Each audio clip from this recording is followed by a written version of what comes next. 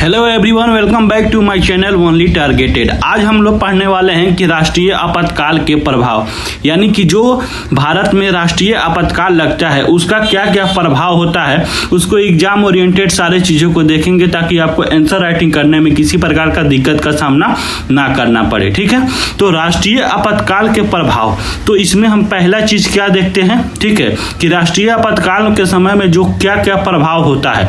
तो पहला चीज़ इसमें हम ये देख लेते हैं, ठीक है, कि केंद्र की कार्यपालिका, जो केंद्र में कार्यपालिका है ना, तो केंद्र की कार्यपालिका जो है शक्ति का विस्तार, केंद्र की कार्यपालिका शक्ति का विस्तार, उसके यानी कि केंद्र की कार्यपालिका जो है उसका शक्ति का विस्तार जो है, यानी कि शक्ति कहाँ तक बढ़ जाता है, राज्य की कार्यपालिका शक्ति पर हो जाता है। ठीक है, यानी कि जो केंद्र की कार्यपालिका है उसकी शक्ति बढ़कर राज्य की कार्यपालिका शक्ति पर हो जाता है, यानी कि वो केंद्र की जो कार्यपालिका है वो राज्य की कार्यपालिका पर हावी हो जाता है। ठीक है, जब आपातकाल काल के प्रभाव को देखते हैं हम, तो ठीक है, जब आपातकाल काल में जब लग जाता है तो क्या होता है कि केंद्र की कार्यपालिका का शक्ति का विस्तार किस पे हो जाता है, राज्य की कार्यपालिका शक्ति पर हो जाता है। ठीक है, यानी कि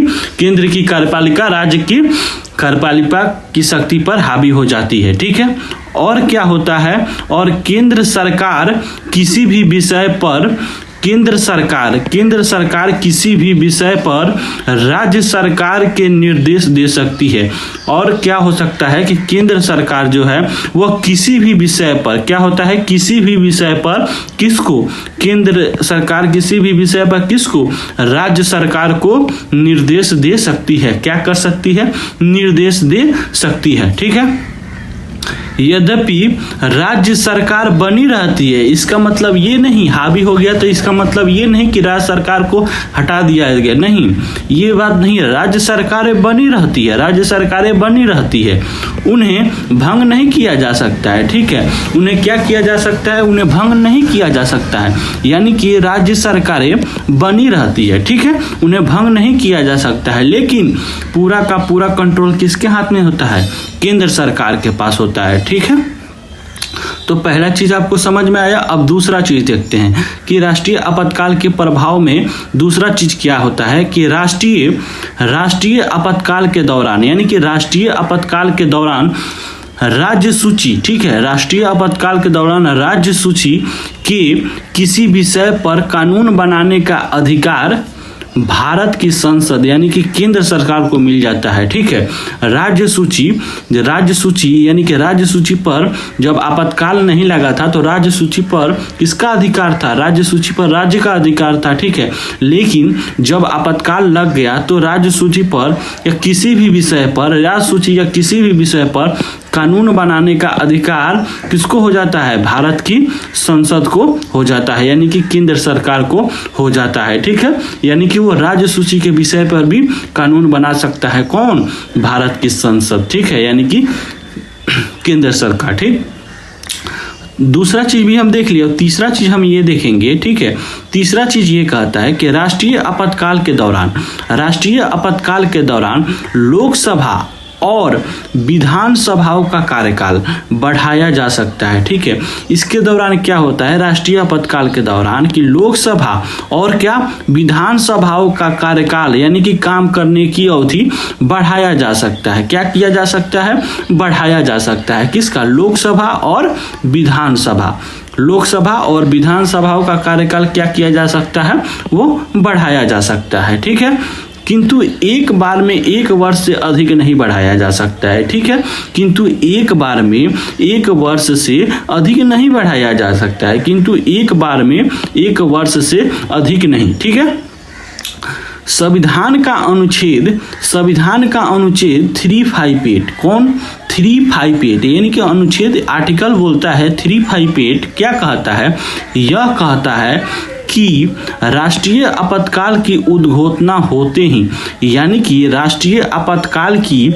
उद्घोषणा यानी कि राष्ट्रीय आपातकाल लगते ही अनुच्छेद 19 में वर्धित मौलिक अधिकार स्वतः ही निलंबित हो जाएंगे। यानी कि राष्ट्रीय आपातकाल का जब उद्घोषणा यानी कि प्रभाव को लागू किया जाएगा तो अनुच्छेद 19 यानी कि अनुच्छेद 19 में क्या है, आपको मैंने मौलिक अधिकार भी पढ़ाया है, यानी कि स्वतंत्रता के अधिकार। ठीक है, तो अनुच्छेद 19 में जो स्वतंत्रता के अधिकार है उनका क्या हो जाएगा, स्वतः ही निलंबित हो जाएंगे। यानी कि आपको बोलने की, घूमने की, अस्थायी निवास करने की, सभा करने की, संगठन करने की, ये सारी चीज आपको क्या हो जाएंगे, निलंबित हो जाएंगे। ठीक है, ऐसा तब होता है जब आपातकाल की उद्घोषणा युद्ध और बाहरी आक्रमण के आधार पर की गई है। अच्छा, ऐसा कब होता है कि यानी कि 19 का जो मौलिक अधिकार है वो आपका यानी कि स्वतंत्रता का अधिकार जो है वो कब समाप्त हो जाता है, स्वतः ही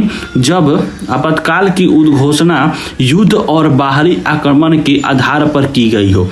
किसके आधार पर की गई हो, युद्ध और बाहरी आक्रमण के आधार पर की गई है, तो आपको 19 का जो मौलिक अधिकार है यानी कि स्वतंत्रता का अधिकार वह स्वतः ही समाप्त हो जाएगा। ठीक है, उसके बाद हम देखिए आर्टिकल 359 क्या है, आर्टिकल 359।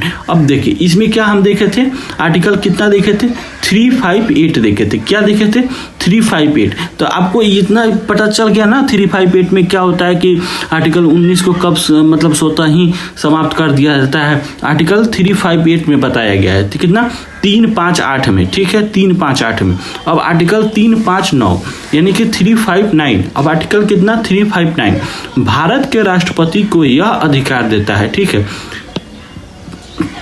भारत के राष्ट्रपति को, किसको, भारत के राष्ट्रपति को यह अधिकार देता है, कौन सा अधिकार देता है कि वे अन्य किसी भी मौलिक अधिकारों के उपचार को निलंबित कर दे।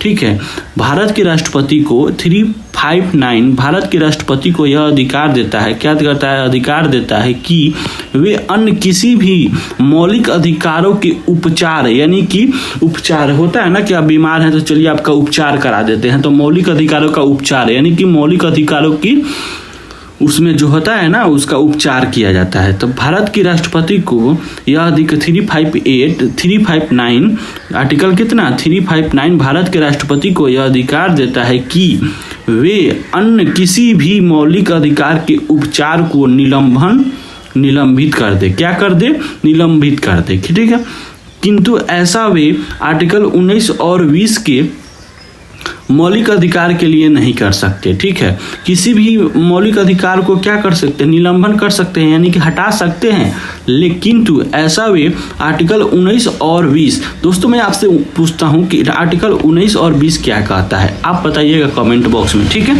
कि मौलिक अधिकारों के लिए नहीं कर सकता है, इसके मौलिक अधिकारी को यानी कि ये बहुत जरूरी होंगे तभी तो नहीं कर सकता है ना, आप एक बार जरूर देख के बताइएगा। ठीक है, नहीं कर सकता है। ठीक है, भारत में अब तक 3 बार, अच्छा अब ये भी क्वेश्चन है कि भारत में अब तक कितना बार आपातकाल के प्रभाव को देखा गया है, यानी कि भारत की जनता जूझी है इस समस्या से।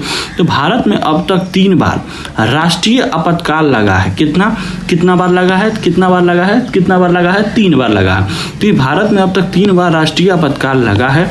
कब, 1962 में चीनी युद्ध में लगा था। ठीक है, उसके बाद 1971 में पाकिस्तानी युद्ध, 1971 में क्या हुआ था, पाकिस्तान का युद्ध, और 1975 में क्या हुआ, आंतरिक अशांति के आधार पर क्या हुआ था कि भारत में राष्ट्रीय आपातकाल लगा था। ठीक है, तो दोस्तों हम लोग आज का टॉपिक क्या देखे थे, आज का हम लोग टॉपिक पढ़े थे। ठीक है, राष्ट्रीय आपातकाल के क्या क्या प्रभाव है और भारत में कितनी बार लगा है, तो इन सारी चीज़ों को हम लोग देखें ताकि आपको एग्जाम ओरिएंटेड किसी भी चीज़ का दिक्कत ना करना पड़े और आपका क्या हो, साथ ही साथ आंसर एंट्री का प्रैक्टिस हो जाए।